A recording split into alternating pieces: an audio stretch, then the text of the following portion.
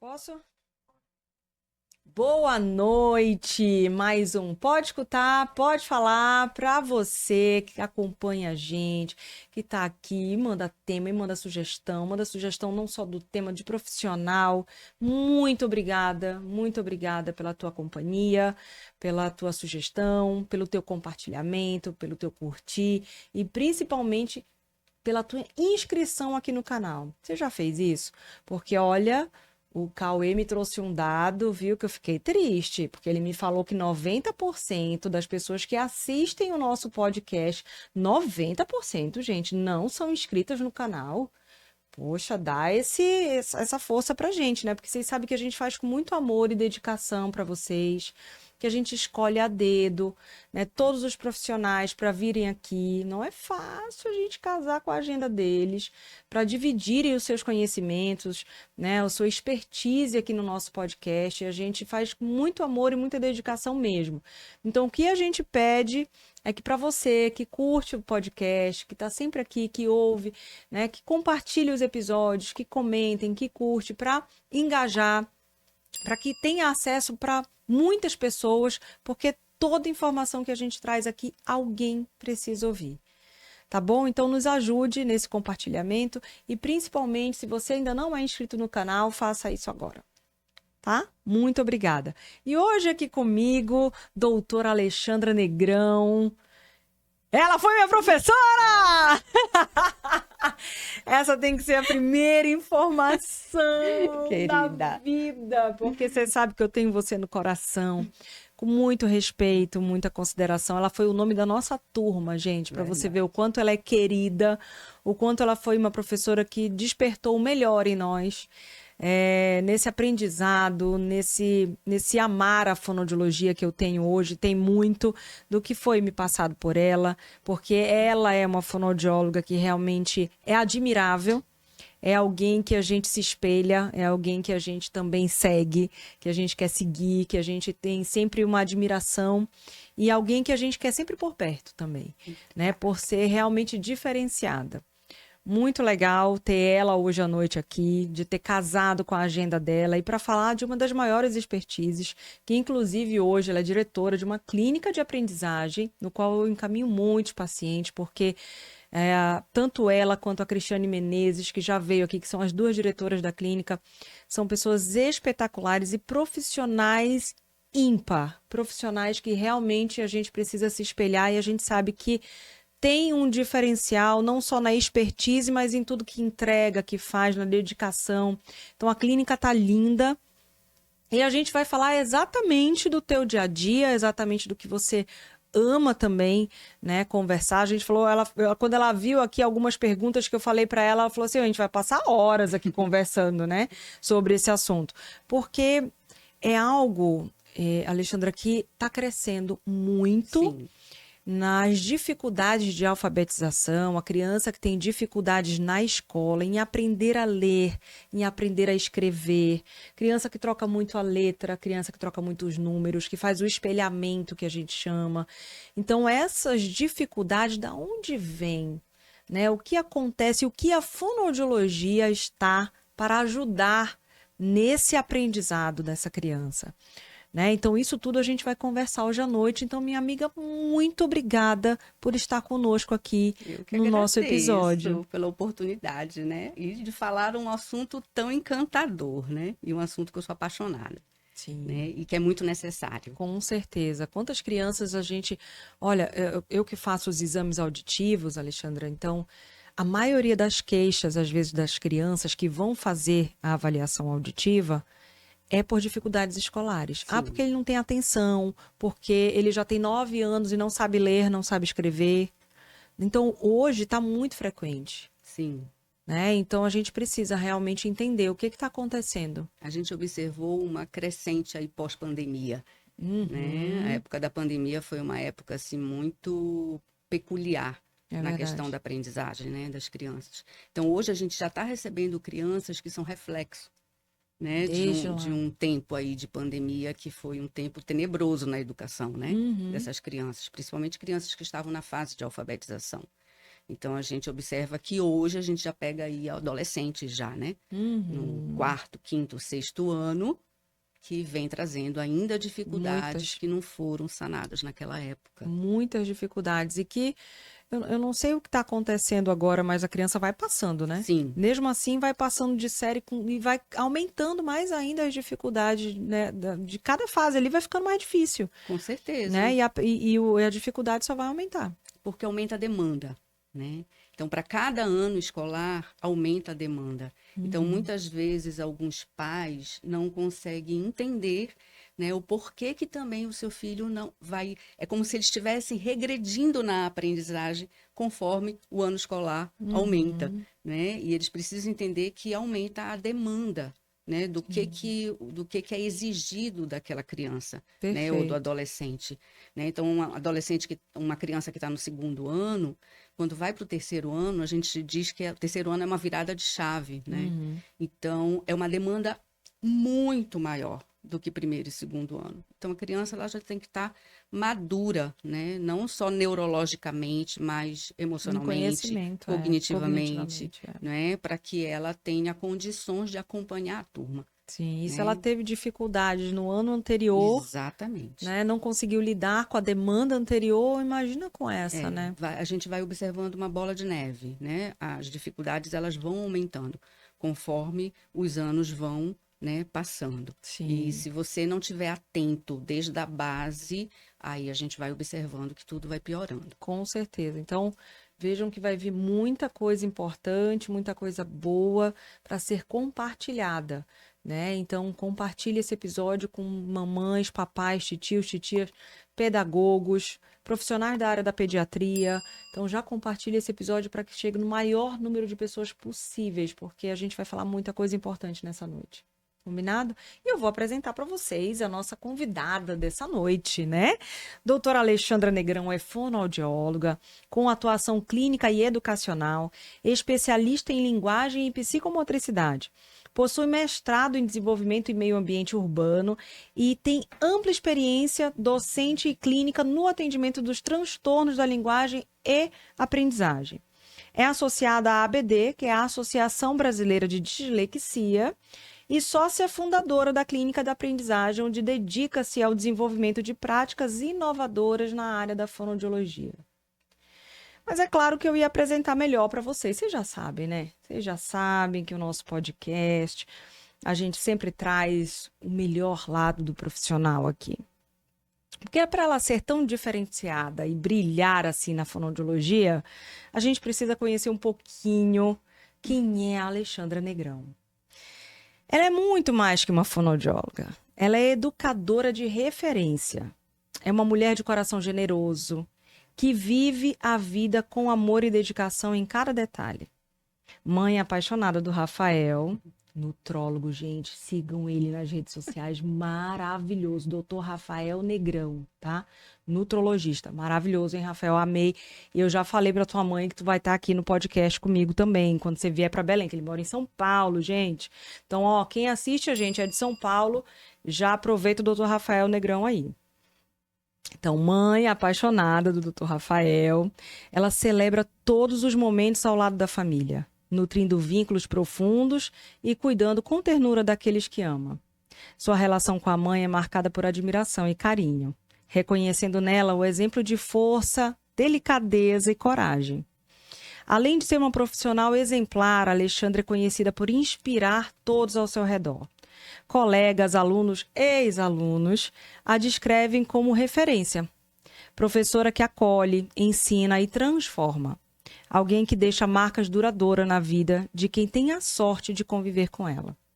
Seu olhar atento, sua firmeza com delicadeza e gentileza e sua paixão pelo que faz tornam cada encontro, aula ou consulta um espaço de afeto, cuidado e aprendizado. Celebrar a vida e a alegria de cada conquista é parte de quem Alexandra é. Ela transforma desafios em oportunidades, espalha amor em gestos simples e ilumina os caminhos de quem cruza seu caminho. Presença generosa, mãe, amiga, filha e profissional, Alexandra Negrão é, acima de tudo, alguém que faz do mundo um lugar mais humano, acolhedor e cheio de possibilidades. Não sabia que eu ia começar a chorar antes de falar aqui. É muito bom te ter aqui. Obrigada, amiga. Eu fico tão feliz de ter na minha história profissional você que me trouxe tanto da fonoaudiologia na época que eu comecei de ter professores tão incríveis que a gente vai levar no coração. Porque a profissional que eu sou tem muito de vocês, né? E esse reconhecimento para mim é muito importante. Porque ensinar, ela é uma arte mesmo. Ensinar exige generosidade. Existe essa gentileza, esse ser delicado, mas ser de fato uma pessoa que quer abrir mesmo essa caixinha do conhecimento e espalhar ele. E fazer com que generosamente aquela outra pessoa trilhe o seu caminho e você sabendo que você entregou tudo que você podia. Que você não escondeu nada, que você não reteve, né, nenhum tipo de conhecimento. E a gente sabe o quão generosa você foi com a nossa turma, com tudo que você sabia e com tudo que você compartilhou e continua compartilhando, né? Porque para aceitar e vir aqui falar do que você ama, do que você faz, da tua expertise, de compartilhar conhecimento, de ter, de gostar de fazer isso, é diferente. Né? Não é vir aqui por uma vaidade ou por uma coisa, é de gostar de compartilhar esse conhecimento. Então faz parte de você. Então isso é enriquecedor para a gente e é algo que a gente realmente precisa se espelhar. Obrigada, Izzy. Realmente, assim, minha época de docência foi uma época indescritível, não é? Porque a gente, para entrar numa sala de aula, para passar aquilo que a gente quer e da forma que a gente ama, né, para os alunos, isso também é um autoconhecimento, né? Sem dúvida. E engrandece a gente, porque a gente não para de estudar, não para de ler, não para de se atualizar, né? Então, isso assim foi uma base para hoje a gente ter uma clínica, né, forte, sim, né, do jeito que a gente uma quer. Uma clínica de referência. A Cris, né? Então, isso foi assim um aprendizado enorme na minha vida. Né? Até para eu realmente caminhar para aquela área que realmente eu sou apaixonada. Perfeito. Né? Que é essa área da aprendizagem. Maravilhoso. Então é muito bom, minha amiga, te ter aqui com a gente. Muito obrigada pelo aceite do convite. E vai ser um prazer enorme conversar sobre o que a gente sabe que você ama fazer e que vai amar compartilhar também aqui com todo mundo. Agora, olha, a minha primeira pergunta para ti, doutora Alexandra, é: quais são os sinais mais comuns que nós, papais, temos que ficar atentos, pais e professores, tá? Então, pais e professores podem observar em uma criança que está com dificuldade de leitura e escrita. Então, ela já vai começar falando para a gente quais os principais sinais que nós, pais e professores, precisamos estar em alerta para já entender, opa, essa criança está com dificuldades na leitura e na escrita. Mas antes disso, doutora Alexandra, eu vou pedir aqui uma licença para agradecer dois dos nossos principais patrocinadores, que é a Clínica Audionorte Saúde, está lá no mesmo prédio da Clínica da Aprendizagem. O andar da Clínica de Aprendizagem é o 12º e a Clínica Audionorte está no térreo do edifício Evolution, para quem mora aqui em Belém, né, no bairro do Marizal, ali na Dom Romualdo de Seixas, esquina com a Antônio Barreto. Então, estamos no mesmo prédio, né? Tanto lá a Clínica Audionóstica, que é referência não só no diagnóstico audiológico, mas na reabilitação auditiva também, avaliação de processamento auditivo, que a gente sabe que é muito, né? A casadinha aí para a gente entender o que pode estar acontecendo. A perda de audição é uma das coisas que sim, a gente precisa suspeitar nesse processo de aprendizagem. Se tiver com algum tipo de atraso, com algum tipo de dificuldades, a gente precisa sim, mesmo que você não esteja duvidando, suspeitando da perda de audição, a gente só pode ter certeza que nosso filho ouve bem fazendo o exame. Então, a gente precisa descartar as possibilidades fazendo toda uma avaliação auditiva nas nossas crianças. E é anual, gente. Eu falo que tem períodos críticos, né, de 0 a 3 anos de idade, que é quando essa criança está ávida por conhecimento, por desenvolvimento, principalmente na fala e na linguagem. Ela precisa estar com o canal auditivo ali, ó, 100% funcionando bem. Além disso, quando entra na fase da alfabetização, essa criança precisa de novo passar por uma avaliação auditiva para descartar qualquer tipo de alteração auditiva que venha influenciar de forma negativa nesse aprendizado escolar. E claro que a gente também tem a reabilitação auditiva para oferecer, né? Então, qualquer tipo de alteração auditiva que seja necessário uma reabilitação, como através de aparelhos auditivos, né, convencionais ou até mesmo cirurgicamente implantáveis, a Clínica Audionorte vai ter para oferecer. Lá a gente tem todas as soluções auditivas possíveis para reabilitar qualquer tipo e grau de perda de audição. É muito bom a gente falar isso, o quão a tecnologia nos ajuda hoje a reabilitar os nossos pacientes, né? Porque antigamente, se a gente falasse de alguns tipos de perda auditiva, perda unilateral total de um lado, a gente não tinha muito o que fazer, né? Até 5 anos atrás, o que não é muito distante, a gente ainda ouvia de muitos médicos falar, não tem o que fazer. E é isso. E a gente já tem uma reabilitação, então é muito bom a gente pensar que hoje qualquer tipo e grau de perda de audição a gente tem o que fazer sim. Então que bom que a Clínica Audionorte tem todas as possibilidades de reabilitação para os nossos pacientes. E a clínica poligastroendoscopia avançada também é a próxima, que super acredita no nosso projeto, que está com a gente já há bastante tempo, né? Nos incentivando, acreditando aqui também no podcast, em todos os assuntos que a gente traz, porque a gente traz muito assunto de saúde, né? Aqui, não só saúde física, saúde mental, saúde das nossas crianças, de desenvolvimento.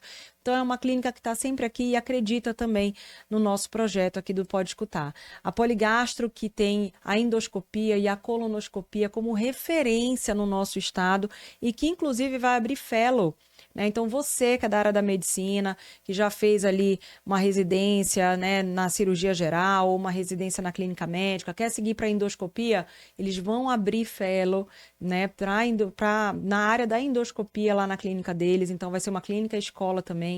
As inscrições já estão abertas, se eu não me engano, e começa, parece que em novembro. Então, não perde tempo.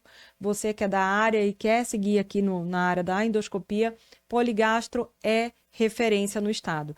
Então, já fica essa super dica para vocês. Além disso, lá tem tomografia, tem ultrassom, tem exames laboratoriais, porque tem o Amaral Costa lá, atendem diversos planos de saúde, vai ter farmácia lá dentro, tem estacionamento, segurança, tá ali na Almirante Barroso, entre Vileta e Humaitá, né, para quem mora aqui em Belém também.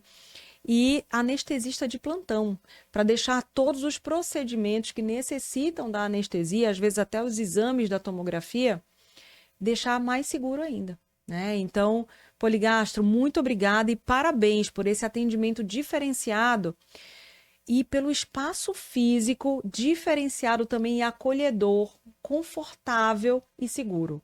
Muito obrigada por acreditar e por estar aqui junto com a gente no nosso podcast. Então vamos lá, doutora Alexandra.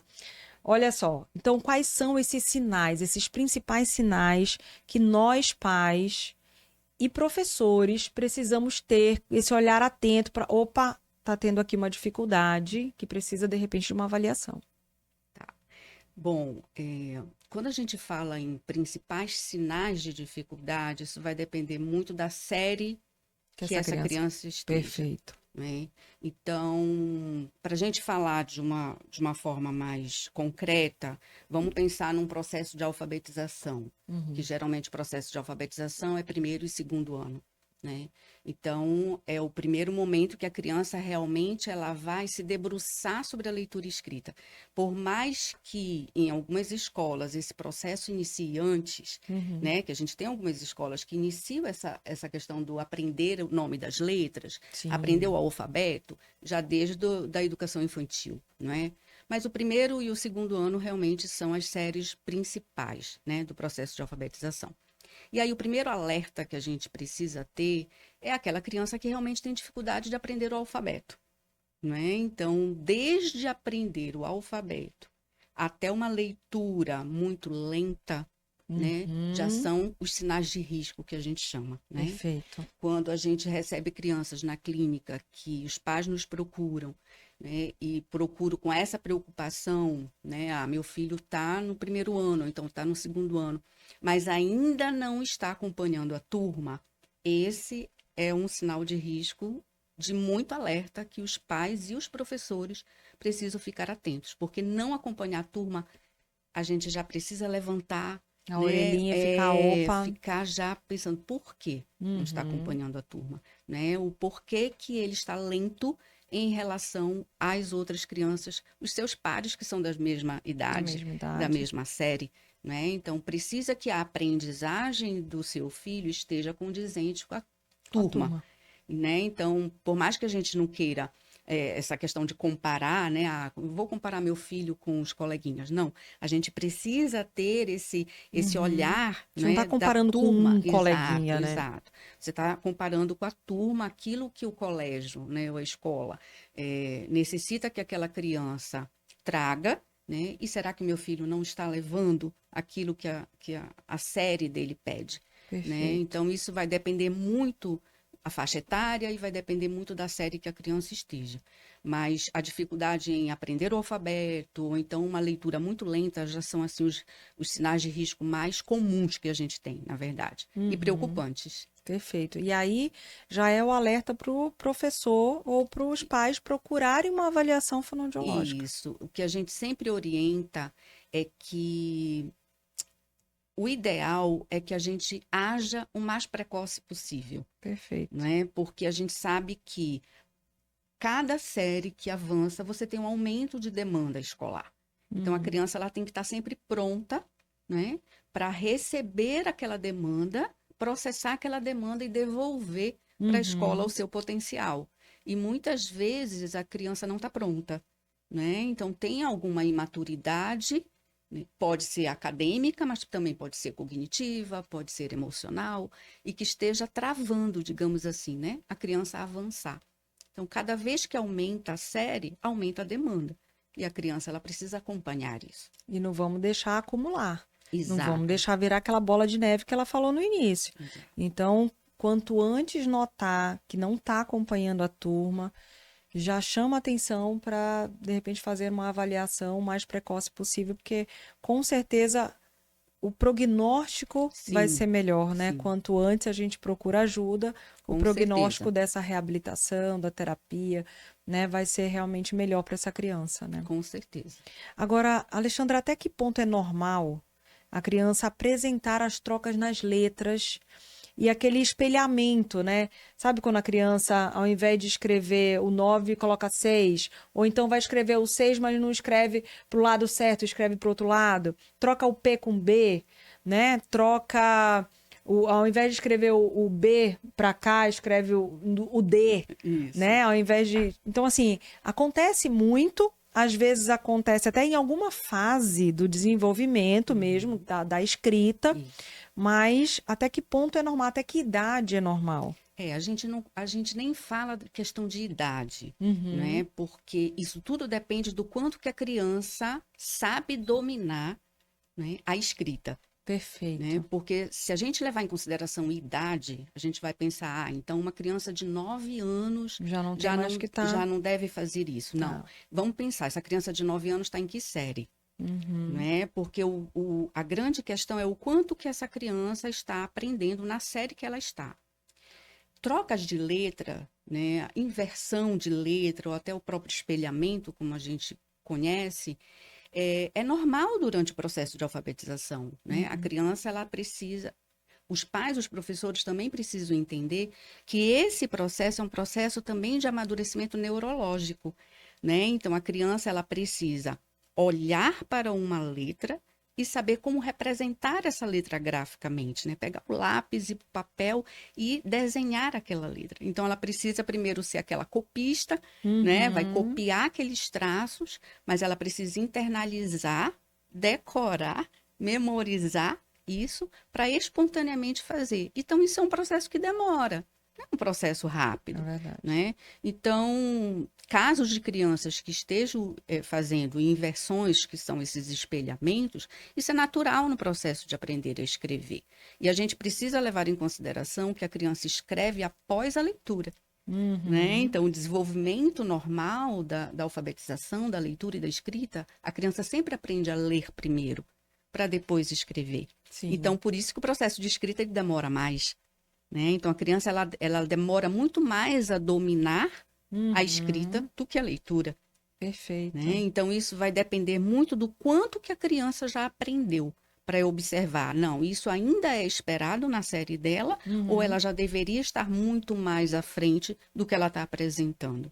Né? Então, a gente nem procura delimitar muito a idade para a gente não determinar que uma criança, de repente, de 9 anos, já não precise fazer isso. De repente, ela faz por outros motivos também. Tá. E aí que a avaliação vai tentar entender o porquê que a criança está produzindo aqueles erros. Tá certo. Agora, em relação à leitura, então, assim, a gente pode também ficar mais atento em idade ou em fase, Sim. né? Porque, então, se a gente for pensar que a escrita, ela vem depois da leitura, mas a minha criança está com dificuldade na leitura, como é que ela vai? Exato. Né? Aí, assim, a gente precisa entender que a criança aprende a ler primeiro, escrever depois. Então, o nosso olhar primeiro é para a leitura. Né? Então, por isso que a exigência da escrita, ela não pode ser maior do que a exigência da leitura. Porque é a leitura que vai levar a criança a escrever bem. Né? Então, aquele ditado que quem lê muito escreve bem é verdadeiro. Né? Então, quanto mais você lê, quanto mais você domina a leitura, melhor você escreve. Então, a leitura ela é o primordial, digamos assim, né? É o primeiro ponto.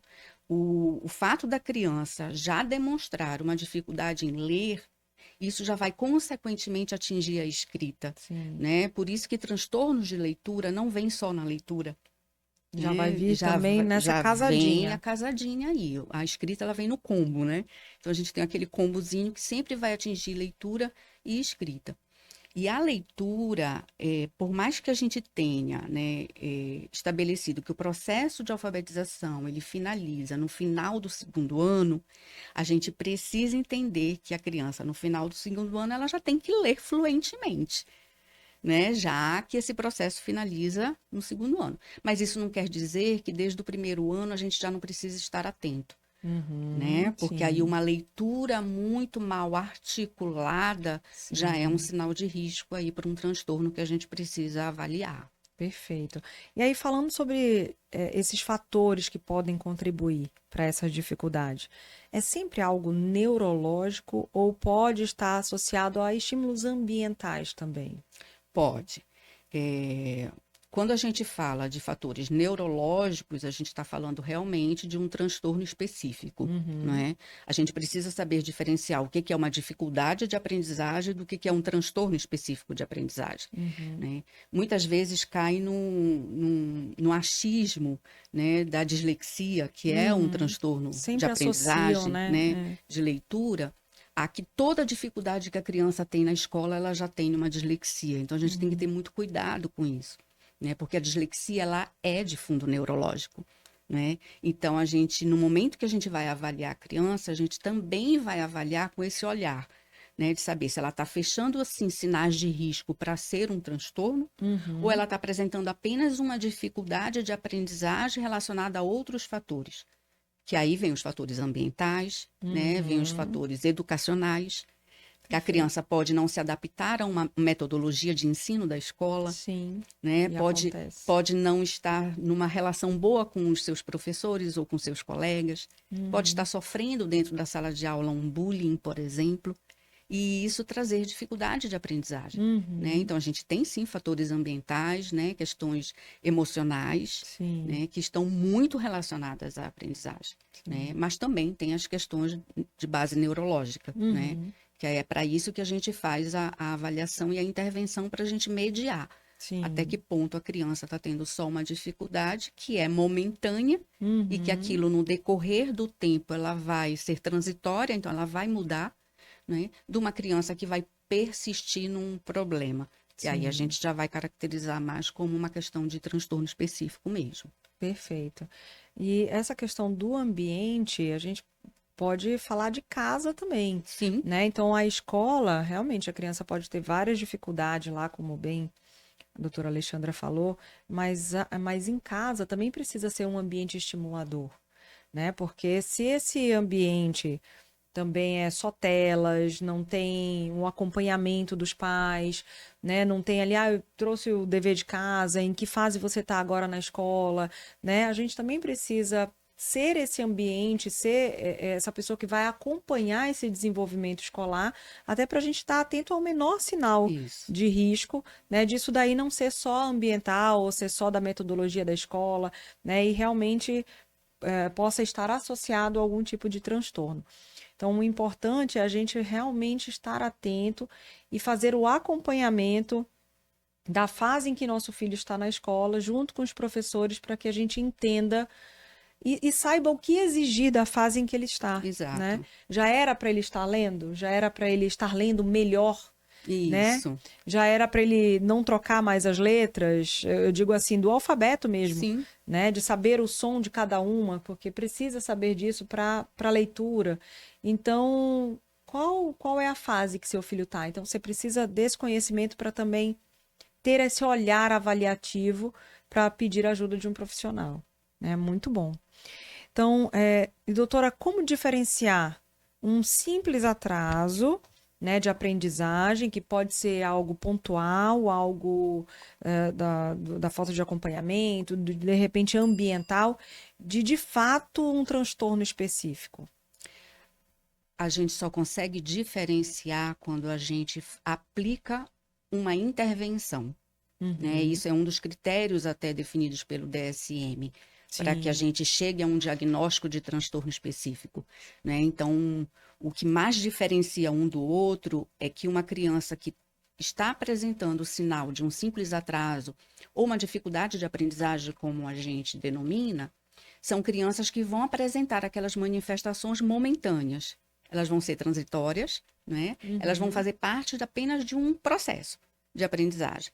E que a criança vai, ao longo do ano, né, ao longo da sua série, ela vai superando essas dificuldades. Né? Então, é até natural que criança que vá começar numa leitura, numa escrita, lá no primeiro, no segundo ano, apresente dificuldades. Porque ler e escrever não é natural do desenvolvimento infantil. Natural é falar. Sim, né? verdade. A fala, ela é natural. Mas a leitura e escrita, ela não. Elas são ensinadas. Né? Então, o cérebro ele vai se reprogramar para aprender. Então, não é natural aquilo para a criança. Então, é claro que ela vai se deparar com uma dificuldade. É uma das maiores perguntas, né? É inato a fala? É inata a fala. Exatamente. Mas a leitura e escrita não. Né? Elas são ensinadas, elas precisam de um ensino instrucional, não é? Sistemático, né? Para que a criança realmente domine aquela leitura escrita. Áreas do cérebro vão ser reformuladas para isso, né? Então, por isso que é um processo que não é tão rápido, não é tão simples. Né? E para que você chegue a pensar, não, eu acho que ele já está apresentando sinais de um transtorno e não só de uma dificuldade, aí vem a persistência do problema. Porque a criança ela vai precisar persistir nas dificuldades para que a gente levante uma hipótese de um transtorno mesmo, entendeu? E ela só vai persistir nessa dificuldade se ela estiver inserida em um programa de intervenção para esta dificuldade. Porque só na escola pode não ser, a escola sozinha ela pode não dar conta de observar isso. Né? Então, é preciso que a gente faça uma intervenção dirigida para essa dificuldade e a gente observe o quanto que ela está evoluindo nessa leitura ou na escrita e o quanto que ela está ficando ainda para trás. Entendi. Né? Entendi. E aí, o grande olhar para o transtorno é a gente justamente observar que as crianças daquela série avançam, mas aquela criança não. Ela avança, mas avança pouco. Né, comparado com os seus pares da mesma série. Aí a gente começa a desconfiar de um transtorno mesmo. Perfeito. E numa sessão de avaliação fonoaudiológica, se a gente for pensar assim, Alexandra, eu quero que você avalie meu filho, Ele está com dificuldade na leitura, ainda não está lendo, a turma já está lendo, né? Se a gente chega nisso, eu falo assim, Alexandra, avalia meu filho. Vou chutar aqui 10 sessões para avaliação, tá? Você consegue, ao final dessa avaliação, por conta desses testes padronizados, falar para mim, enquanto mãe, que o meu filho se enquadrou dentro de um transtorno ou que você vai precisar acompanhar mais tempo? Como que seria? Então, assim, seguindo, né, as diretrizes do DSM para o diagnóstico, o que a gente precisa fazer? No momento que a gente vai avaliar uma criança, a gente vai aplicar testes específicos, né? Testes padronizados, onde você tem uma métrica, né? Uma tabela de referência do que se espera de uma criança naquela série. Perfeito. Então, por isso que o mais importante é a série. Né? Então, se uma criança está no 5º ano, digamos, o que eu espero no 5º ano de uma prova de leitura? O que eu espero no 5º ano de uma prova de escrita, de uma prova de aritmética? Porque Perfeito. Entra a questão da matemática também. Tá. Após avaliar, a gente não pode ainda concluir diagnóstico, certo? Mas a gente levanta todos os sinais de risco para o diagnóstico. Só que esses sinais de risco que a gente levanta para uma possível dislexia, por exemplo, são os mesmos sinais de risco de uma criança com dificuldade de aprendizagem. Por isso que a gente precisa intervir. Então, a gente justamente faz um programa de intervenção durante um período que o DSM estipula mais ou menos, no mínimo, 6 a 8 meses, para que a gente observe o quanto que essa criança evolua nesse programa de intervenção. Perfeito. Certo? Então, se ela não evoluir aquilo que se espera e numa reavaliação ela apresente mudança de comportamento diante a leitura, a escrita e a matemática, aí a gente vai se aproximando de um diagnóstico. Perfeito. Então, a gente só consegue realmente concluir o diagnóstico observando a evolução. Tá, intervindo de qualquer forma. Intervindo. Então, assim, isso que é sensacional a gente pensar na fonoaudiologia, nessa ajuda, nesse processo, né, de terapia e facilitação na aprendizagem dessa criança. Porque a gente identificou sinais, né, identificou as dificuldades daquela criança e vai intervir nas dificuldades e vai avaliar ela para ver a questão da evolução. Isso, porque a intervenção ela é dirigida mesmo, não é? Então, se a criança tem, vou dar um exemplo, se ela lê, mas ela lê de uma forma muito silabada, como a gente chama, né? Aquela criança que lê o, menino, ela ainda não tem aquela leitura fluente, a gente vai usar estratégias da fonoaudiologia para melhorar essa fluência de leitura. Então, a gente vai justamente, com o programa de intervenção, atacar exatamente aquelas habilidades que a criança está defasada. Né? Justamente para a gente observar, ela conseguiu melhorar nisso? Então, se ela conseguiu melhorar nisso e conseguiu equiparar o desenvolvimento dela com as crianças da mesma série, então a gente conseguiu fazer ela melhorar e a gente se distancia um pouco desse diagnóstico da dislexia. Maravilhoso. Gente, para vocês verem, né, o quanto a fonoaudiologia é ampla, tem as suas especificidades, as suas especialidades, e eu sou apaixonada mesmo pela fonoaudiologia, porque eu tenho certeza que muitos de vocês que estão aqui nos assistindo, quando notaram uma dificuldade do filho na leitura, na escrita, é claro que vocês vão pensar em pedagogia, né, na área da pedagogia, que é importantíssima, porque a gente trabalha em conjunto, ninguém trabalha de forma isolada. Cada uma tem a sua suma importância para esse desenvolvimento da criança. Mas eu queria deixar aqui esse recado tão importante da fonoaudiologia dentro desse processo também. Então, eu queria ouvir de você o que a fonoaudiologia traz para a reabilitação dessa criança, doutora Alexandra. Tá, é importante a gente falar sobre isso realmente, porque muitos desconhecem, né? Tem até pais que chegam com a gente assim, nossa, Alexandra, mas nunca pensei que a fonoaudiologia, né, trabalhasse com aprendizagem, com leitura escrita, eu pensei que fosse só fala, audição, né, voz. Exatamente. E aí a gente precisa entender que a dislexia ou até mesmo qualquer dificuldade de aprendizagem tem uma questão da linguagem. não é? Então, ler e escrever é uma função linguística. E a linguagem é uma das áreas mais importantes dentro da fonoaudiologia, né? Então, a criança muitas vezes traz problemas de leitura, traz trocas. Vamos pensar aqui nas trocas de letras, né? Enquanto vai escrever, que tem fundo de linguagem e não pedagógico. Então, existe a diferença, né? O que é erro de escrita de cunho mais pedagógico, né? De um erro de escrita de um cunho mais fonoaudiológico. Porque a gente já pensa num processamento auditivo. Perfeito. Né? Da criança ter dificuldade de organizar o som, aquilo que ele escuta. E aí a professora faz uma tarefa de ditado, a criança não vai saber reconhecer os sons que a professora fala e transformar isso em letra. Né? Então, isso é um processo linguístico. Né? E que a fonoaudiologia ela justamente ajuda né, na intervenção, porque trabalha toda essa questão da linguagem. Né? Porque linguagem escrita faz parte do desenvolvimento linguístico da criança. Tem um outro exemplo também, que é muito comum, que é aquela, parece que ele nunca aprende o que é M, o que é N, é antes do que mesmo. Isso é cunho linguístico, gente. É da linguagem. Sim, por quê, doutora também, Alexandra? né? Dá essa dica logo aí. Porque a criança ela precisa entender... Assim, primeiro a gente precisa entender que ortografia, né? A nossa língua portuguesa, ela é uma língua que tem muitas regras ortográficas, né?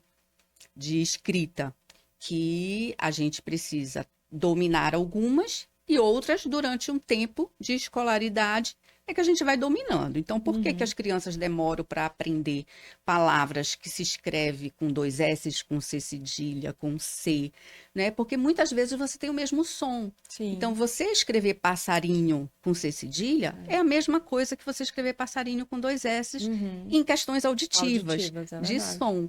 Então, isso é muito mais voltado para regras de ortografia, né? Regras pedagógicas, que a criança vai dominando enquanto ela vai aumentando a série escolar. Mas, por exemplo, uma criança que troca B por P, D por T, F por V, que a gente vê muito isso, muito comum, e isso já é algo para que a gente levante aí uma hipótese de um problema fonoaudiológico, porque ela pode estar até apresentando um transtorno do processamento auditivo, Com que a certeza. gente casa muito Ou esse até transtorno. perda auditiva, hein, Ou até gente? perda auditiva, justamente. E a gente casa muito esses casos com o tipo de erro de escrita que a criança tem. Por isso que numa avaliação a gente precisa identificar quais os erros que ela está apresentando, né? Então, essa questão de escrever, não dominar M, N, isso também tem uma questão visual. Não é? Porque tem letras que são parecidas visualmente, tem letras que já são parecidas auditivamente, né? Então, tudo isso a gente vai analisar conforme a criança vai escrevendo, quais são as confusões e as regras ortográficas que ela ainda não domina. E se ela já deveria dominar na série que ela está. Maravilha. E para vocês verem, uma outra super curiosidade também é a questão dos pontos articulatórios, né? A forma como a gente fala, de fato, muitas vezes é a forma como a gente vai escrever. Então, por isso que essas trocas persistentes na fala da criança também precisa ser avaliada, né? E essa curiosidade que eu ia falar do P, B, M, né? Que tem o mesmo ponto articulatório, e que é um dos motivos, não é só uma questão ortográfica do M ser antes do P e B na hora da escrita, né? Mas é também pela forma como nós falamos e articulamos esses fonemas, né? Então é interessante a gente pensar que essa criança ela vai escrever de fato da forma como ela fala. Então, se tem muitas trocas na fala, a gente precisa estar atento também para avaliações auditivas, de processamento auditivo e avaliações fonoaudiológicas, porque fala, linguagem e esses desenvolvimentos são da nossa especialidade. Agora, para você ver como é um conjunto que essa criança precisa ter de avaliações psicológicas, neurológicas, pedagógicas, fonoaudiológicas, que essa integração de quem trabalha com aprendizagem precisa ter esse olhar para tantos transtornos específicos do desenvolvimento, da aprendizagem, e também outros tipos de transtornos do neurodesenvolvimento que impactam diretamente na aprendizagem da criança. É por isso que a gente vai fazer o quê, doutora Alexandre? O que nós temos dia 20 de setembro? Coloca aqui, Rodrigo, para a gente a logo da nossa imersão, porque estamos nos dedicando, estamos muito felizes em trazer a primeira edição da imersão em aprendizagem para a gente falar não só disso, mas sobre vários outros transtornos específicos de aprendizagem e também do neurodesenvolvimento que impactam na aprendizagem e no desenvolvimento dessa criança. Vai ser incrível, né? Vai ser incrível porque foi uma ideia genial nossa, né? Foi. Querendo falar. Porque a gente vai justamente discutir aprendizagem, mas não somente de transtorno específico. Exato. Não é? Então, a gente sabe que crianças que têm transtorno do espectro autista têm dificuldades na escola, crianças que têm transtorno do desenvolvimento da linguagem, o TDL, têm dificuldades na escola. O TOD, transtorno opositor. Exatamente. Processamento visual. Processamento auditivo. Isso. Então, tudo isso vai ser temática da nossa imersão. Até sono. Até do sono a gente vai falar o quanto que o sono, a qualidade do sono dessa criança impacta diretamente na sua aprendizagem. Isso. Diagnóstico, não é? Que uma neuropediatra vai dominar essa área. Então, vai ser uma imersão incrível, né? Que a gente trabalhou assim com muitos detalhes esses assuntos. Escolhemos a dedos também os profissionais para estarem junto com a gente nessa primeira imersão. Então, assim, você que é profissional da área da saúde, da área da pedagogia, psicologia, terapia ocupacional, né, neuropsicólogos, neuropediatras, da área da pediatria, não pode ficar de fora. Você que é aluno, inclusive, de uma dessas áreas, né, ou até mesmo profissionais, não fiquem de fora. Inclusive, hoje que está saindo o nosso episódio, dia 27 de agosto, estamos fechando quase o segundo lote. E assim, vagas limitadas. Não sei nem se a gente vai conseguir ir para o terceiro lote. Tomara que não. Tomara que não. Então, assim, gente, aproveitem logo a oportunidade para se inscrever. Não perde tempo e se inscreve. Inclusive, o nome imersão, a gente vai fazer jus a ele. Você vai entrar às 8. E só sair às 18. Só sair às 18.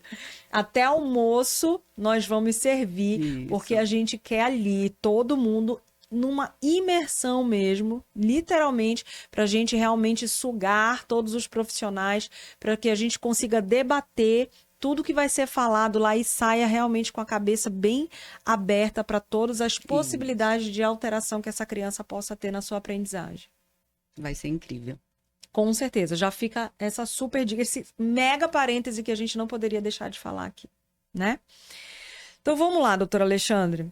Então, o quanto a leitura, né, como você falou até, quanto mais você lê, mais você tem a possibilidade de escrever melhor. Sim. Né? Então, quanto mais você lê em casa, você tem essa prática da leitura, você facilita também o desenvolvimento da sua escrita que vem depois da leitura, como bem a doutora Alexandra falou. Então, assim, se os pais estiverem em casa fazendo essa leitura, incentivando a leitura, faz de fato a diferença nesse desenvolvimento da escrita para a criança? Total diferença. Isso é uma das orientações que mais a gente faz para os pais, né? A leitura não pode ser um momento só da escola. Nem um momento, ambiente. Nem um momento só quando ele vai para a terapia, né? Porque muitas vezes os pais dizem, ele já está indo para a escola, ele lê o tempo inteiro na escola. Ele vai para a fono, ele vai ler na fono, ele vai para a psicopedagoga, ele vai ler na psicopedagoga. Eu ainda tenho que ler com ele em casa, sim, né? Porque é uma leitura diferenciada. Porque ler junto com a criança em casa, os pais, né, contando uma história, lendo uma historinha antes de dormir, né, isso é um envolvimento afetivo. E esse envolvimento total, né? A conexão, o envolvimento afetivo é um momento, né, que você tem com o seu filho de prazer. A leitura naquele momento tem que ser um prazer. Então a criança ela tem que aprender justamente em casa que a leitura é um prazer. Porque se ela tem dificuldade, ela não vai querer ler. Verdade. Né? Então, muitos adolescentes, crianças que têm dificuldade de leitura não gostam de ler. Justamente porque não querem enfrentar as suas dificuldades. Então, se os pais tiverem esse momento em casa, né, da leitura compartilhada, de ler junto, né, de pegar uma história que seja... Você lê essa página, eu leio essa outra. Isso, exatamente. Ou então, vamos ler junto um Uhum, parágrafo, um uhum. acompanhando o outro, né? Isso faz o momento ser gostoso, né, e tira o peso da leitura da criança, né? Então, a gente sempre orienta muito os pais a ter esse momento, a nos ajudar com esse estímulo também em casa. E não só por isso, porque quanto mais a criança vê palavras, quanto mais ela olha a palavra, mais ela vai internalizar como essa palavra é escrita. Então, quanto mais ela está olhando aquela palavra, mais ela vai saber como aquela palavra se escreve. É escrita, é verdade. Né? É passarinho, é com 2 S. Exatamente. Eu já vi várias vezes essa palavra escrita, né? Isso. Então, tem mães que chegam comigo lá na clínica, comigo, com a Cris, e diz assim, nossa, mas ele não para de errar a palavra, né? Vive sempre colocando um erro muito clássico que a gente tem, um R ou 2 R's, né? Se escreve com um R, se escreve com 2 R's, se escreve com A ou tio, ou então o A e o M, o AN, né? Sim. Então, eu sempre digo assim, ele precisa ter hábito de leitura. Quanto mais ele tiver hábito de leitura, mais o cérebro vai captar a informação daquela palavra escrita. Sim. Então, a probabilidade de errar, ela diminui quanto mais a criança lê. Né? Então, por isso que escrever depende muito do quanto você lê. É, porque existe aí um processo de memória, Sim. né, gente? Assim como tem um processo de memória auditiva, você tem uma memória ortográfica, né? Sim. A memória visual ali. Então, realmente, você precisa estimular a sua criança a ler para que essa memória também seja trabalhada. Sim. Né? Agora, essa talvez seja também uma possibilidade de prevenção, poderia falar assim, doutora? Porque assim, olha, é possível prevenir ou minimizar as dificuldades de leitura e escrita com estímulos ainda na educação infantil? Sim, é possível sim. Aliás, não é só possível, como a gente observa que existem já estudos mostrando, né, que o quanto mais a gente vai observar lá na educação infantil alguns sinais, né, de atraso, inclusive atraso de linguagem, Sim. né, em crianças lá de 3, 4 anos, que demoram a falar também, né, ou que têm problemas de fala, a gente sempre orienta que tem que começar a intervenção mais cedo. Porque aí você intervindo lá na educação infantil, você já vai minimizar, né, as dificuldades lá no processo de alfabetização. Então, como você bem falou, né, criança, ela vai ler, ela vai escrever conforme ela fala. Então, se a gente tem uma criança lá com 4, 5 anos que ainda troca fonemas, né, que fala errado, então são crianças que vão tendo memória dos sons de forma alterada. E isso vai fazer com que elas tenham dificuldade de identificar uma palavra escrita e tenham dificuldade no momento de escrever. Né? Então, se uma criança, em vez de falar vaca, fala faca, quando ela for escrever vaca, ela escreve sempre baseado na fala dela. Né? Então, é o primeiro momento de aprendizado da criança é com base na própria fala. Então, ela vai falar o faca, ela vai memorizar como for o fã, né? O F. E aí isso vai trazer trocas na escrita, e aqui ela vem aquela bola de neve, que aí a criança ela não vai conseguir entender que não é o F, que é o V. Como se ela nunca falou o V. Né? E aí tá as consequências de curto, médio e longo prazo. Sim. Né? Porque quanto antes você intervir, tá aí aquela fala logo do início da doutora Alexandra, que colocou que quanto antes você perceber, avaliar e intervir, melhor é o prognóstico para essa criança conseguir lidar com as demandas que vão vir no ano seguinte. Exatamente. Né? Isso é interessante porque eu tive uma fala de um pai, tem umas 2 semanas atrás, né? Justamente num processo de devolutiva com um pai de um adolescente, né, que está apresentando sinais de risco para dislexia. E aí a gente estava conversando justamente sobre isso, sobre, poxa, se eu tivesse percebido antes, né? Se eu tivesse trazido antes, será que ele não ia ter a dislexia? Aí importante a gente sempre orientar os pais que o quanto mais cedo, melhor, para minimizar os danos. Isso não quer dizer que eu procurar ajuda lá na educação infantil, ou então Não no início claro. do básico, lá do primeiro, do segundo ano, eu vou evitar que o meu filho seja disléxico, porque a dislexia ela é genética e o disléxico ele nasce disléxico. A gente só vai descobrir que ele tem dislexia depois. Você pode não evitar o transtorno porque ele é neurológico, mas você minimiza um dano muito grande. É verdade. Né? Porque esses danos eles vão se perpetuando. São manifestações que vão persistindo. Então, você vai observando até mesmo adultos que chegam na fase já de universidade e que percebem que tem alguma dificuldade. Verdade. Né?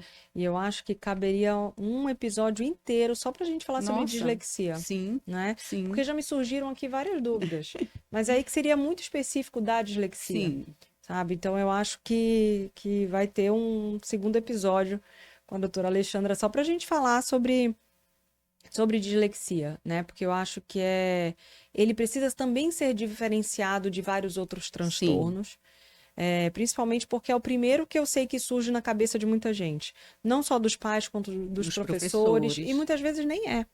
Né? Pode ser outro tipo de transtorno específico também de aprendizagem, mas que a gente precisa diferenciar, porque cada um tem uma terapia específica, né? Uma forma, uma demanda específica para cada transtorno. Então, a gente entender e diferenciar, saber o que fazer, é importantíssimo. Né? E eu sei que ele é uma das rotas principais não só de suspeita, mas a gente entender também qual é a demanda dele, qual é a estatística hoje real de crianças disléxicas, né? E adultos também, né? Que recebem esse diagnóstico na fase adulta, na fase da universidade, que está ali, não consegue, parece que se encaixar, vive mudando de curso, porque não parece, eu entrei porque eu queria isso, mas não estou conseguindo, e aí acaba, né, tendo muita dificuldade, muda de curso. A gente sabe que isso é muito comum também. Acontece muito, e aí isso gera muita frustração, não é? Exatamente. Por que foi acontecendo isso na vida acadêmica, né, ao longo dos anos, e tá dando aquele sinal de alerta já numa vida universitária. Exatamente. Então, imagina o quanto de perda esse indivíduo teve. Pela falta de um diagnóstico, pela falta de uma intervenção, né, de uma forma especializada. É importantíssimo a gente falar. Então, já sabemos que vamos ter um segundo, a gente vai marcar de novo, vai casar de novo nossa agenda com a doutora Alexandra. Mas antes da gente fazer aqui a nossa última pergunta, vamos agradecer aqui aos nossos parceiros também. Inclusive, eu queria, né, depois de Lenoca, vai chegar também na Clínica da Aprendizagem, porque eu quero muito que vocês conheçam um pouquinho, né? A doutora Alexandra é uma das sócias fundadoras, né, da Clínica de Aprendizagem, e ela vai falar um pouquinho para vocês já já. Eu gostaria muito que ela apresentasse, né, para vocês o que a Clínica da Aprendizagem tem a oferecer para todas as crianças, papais, universitários, né, lá também para vocês nesse atendimento. Mas olha o que você vai levar para casa hoje, doutora Alexandra. Olha isso aqui. Olha, o meu, gente, já está completamente mexido, mordido aqui, porque eu não aguento, tá? Eu já fico aqui, nos intervalos aqui, eu já vou provando, comendo, porque é isso. É irresistível, essa é a verdade do bolo de pote de Lenoca. Ela não começou a se destacar no mercado com esse bolo de pote à toa, não. Ela realmente tem um diferencial que é o próprio talento dela, é incrível, não tem outro igual. Eu fiz até um meme que eu falei que eu tô no treino, né? Só que assim, eu não tenho o abdômen trincado, doutora Alexandra, é por isso, é porque eu não resisto. Culpa da Lenoca. Culpa de Lenoca. Eu vou desfazer essas amizades, é isso que eu preciso fazer. Mas, ó, eu falo que ela começou com bolo de pote, hoje ela é até decoradora. O aniversário da Maria Júlia, ela fez sucesso. Na decoração foi toda dela. Personalizada, a decoração inteira, personalizados, os docinhos, o bolo, que minha Nossa Senhora, o bolo tava apaixonante. Não era bolo fake não, gente. Olha, meu amorzinho ali. O bolo tava muito lindo, de 2 andares, assim, no tema perfeito. Então, é só você escolher o tema que Lenoca vai fazer. Então, assim, bolo, vulcão decorado, naked, a decoração inteira, docinhos tradicionais e gourmets. Olha aquele bolo ali. Lindo. Tá maravilhoso demais. Então, assim, agradecer mesmo, Lenoca, por estar aqui com a gente, por ser nossa parceira, por sempre nos brindar com, né, com o que presentear os nossos convidados, pelo aceito do convite, entregar esse carinho em mãos, né, para vocês se deliciarem exatamente depois, além do nosso abraço, né, do espaço, mas assim, é tão bom e gratificante ter vocês aqui, a gente agradece tanto, e aí ainda ter a possibilidade de presentear vocês com algo que Lenoca fez, a gente fica mais feliz ainda. Então, muito obrigada, Lenoca, obrigada mesmo. E olha só o próximo parceiro, Fest Escova. Ah, doutora Alexandra, lá é a minha segunda casa. Eu fico ali no Marizal, porque eu moro lá perto e a nossa clínica é lá perto. Sim. Pertíssimo, né, inclusive. Então, assim, às vezes eu saio de lá, eu só faço uma volta aqui, já entro na Antônio Barreto para ir lá na Festa Escova. De 8 até 19h45 você é atendida sem hora marcada. Ai, que maravilha. Então, eu tenho 1 hora na minha agenda, uma brechinha, eu preciso fazer minha unha, que eu não fiz no final de semana. Eu preciso fazer uma escova rápida, porque hoje à noite eu tenho um jantar, hoje à noite eu tenho um evento, hoje à noite eu tenho um aniversário, né? Qualquer coisa e a gente precisa de uma make rápida, de uma escova rápida. Ela faz jus ao nome, tá? Fast é fast mesmo. Em menos de 1 hora eu já saio de lá toda pronta. Com escova, com maquiagem, com a minha unha feita. Ai, gente... Diferencial. Nossa Senhora, com segurança, com o manobrista para te ajudar a estacionar. Então, assim, mora no meu coração de verdade. E eu amo falar da Fast porque, assim, eu sou a cliente que estou ali realmente consumindo tudo que eles têm para oferecer. E eu não tenho o que falar. São maravilhosos. Então, assim, eu gosto de falar do que eu realmente provo e aprovo. Então, Fest, muito obrigada por esse atendimento diferenciado e principalmente por vocês acreditarem também aqui no nosso projeto, no nosso podcast e estar junto aqui com a gente. Muito obrigada, viu? E agora eu quero apresentar para vocês a Clínica da Aprendizagem. Olha só, doutora Cristiane Menezes, que já veio aqui com a gente, doutora Alexandra Negrão, são as duas sócias fundadoras. De onde veio essa ideia e o que vocês oferecem para os nossos pacientes lá? Essa ideia, na verdade, é um sonho antigo, né? Um sonho antigo meu e da Cris, enquanto a gente ainda trabalhava na UNAMA, né? Enquanto docentes da UNAMA ainda. A gente sempre teve essa vontade de abrir um espaço nosso, né? A Cris também mergulha nessa área da aprendizagem, né? Na área da educação. E também é minha paixão. E aí, quando foi ano passado, a gente teve um encontro, nós duas, junto com a equipe dela lá do trabalho, que eu fui ajudar as meninas lá a entender alguns testes. E aí, na brincadeira, eu falei, nossa, eu queria muito, assim, ter um espaço onde eu pudesse avaliar, porque a minha paixão é a avaliação, né? Eu sou apaixonada pela avaliação e o diagnóstico. Muito mais até do que a intervenção.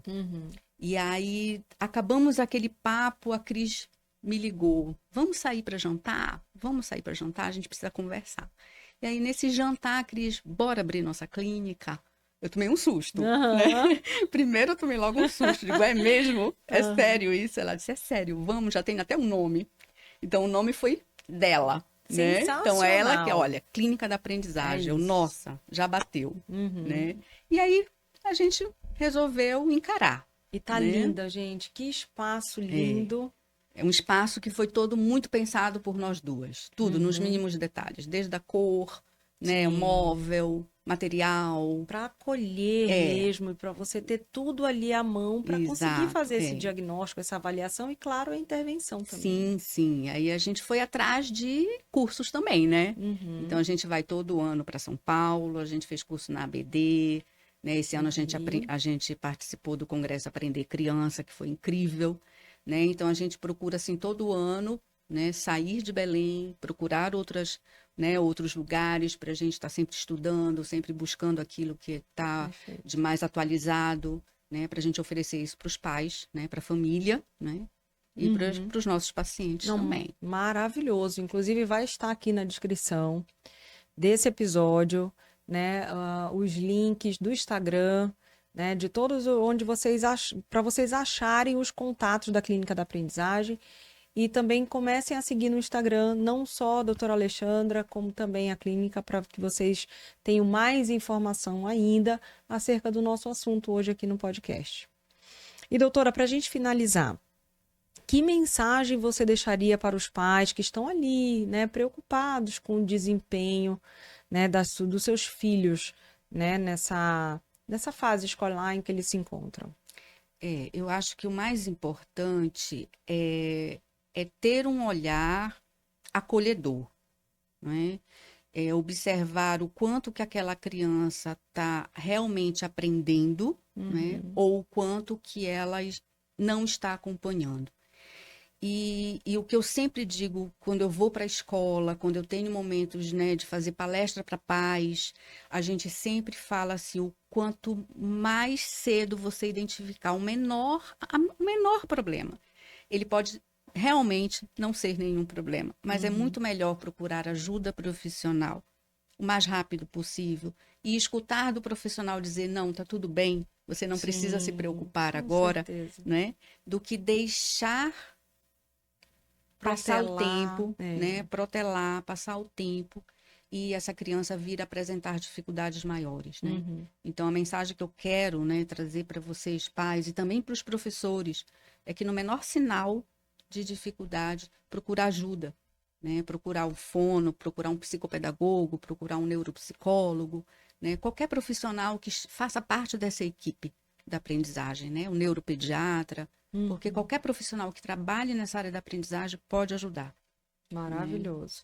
Muito bom, muito bom. Doutora Alexandra, muitíssimo obrigada por também. Tanto conhecimento compartilhado nessa noite. Eu sabia que não ia ser diferente. Como a gente consegue entender, você transforma tudo numa algo mais simples, né? Desenhado para a gente entender. Então, assim, compartilhem esse episódio. Vocês viram que assim foi maravilhosa toda a fala, dá para a gente entender e ficar mais atento ainda no desenvolvimento do nosso filho. E se algo já te chamou a atenção, faz isso, já procura uma avaliação, pelo menos só para descartar, para ouvir essa frase do profissional, falar se está tudo bem, ele só precisa, de repente, de um ajuste na rotina, né? De algo que estimule mais isso daqui, ao invés de fazer isso, vamos fazer assim. Né? Então, assim, além de você ouvir isso, você ainda vai ouvir muitas outras orientações para que, de fato, o seu filho continue se desenvolvendo da melhor forma possível. Né? Então, compartilhem esse episódio, porque a gente tem certeza que vai ajudar muitas famílias a tirarem dúvidas, a reconhecerem, né, quando seus filhos realmente, de fato, podem estar precisando de uma avaliação, podem estar precisando dessa ajuda. Então, a gente espera o teu compartilhar, o teu curtir, comenta aqui embaixo. Se tem alguma dúvida que ficou do episódio, por favor, nos envie a dúvida que a gente envia também para a doutora Alexandra. Eu tenho certeza que ela, sim, o quanto antes irá nos responder e a gente vai compartilhar com vocês novamente também, tá? E não se esqueçam, se inscrevam no canal. Tá bom? E até a nossa próxima quarta-feira com o nosso novo episódio, sempre para vocês, com assuntos relevantes sobre o desenvolvimento infantil, sobre nossa saúde, saúde maternal e saúde mental também. Um beijo a todos e até a próxima. Aê! Você!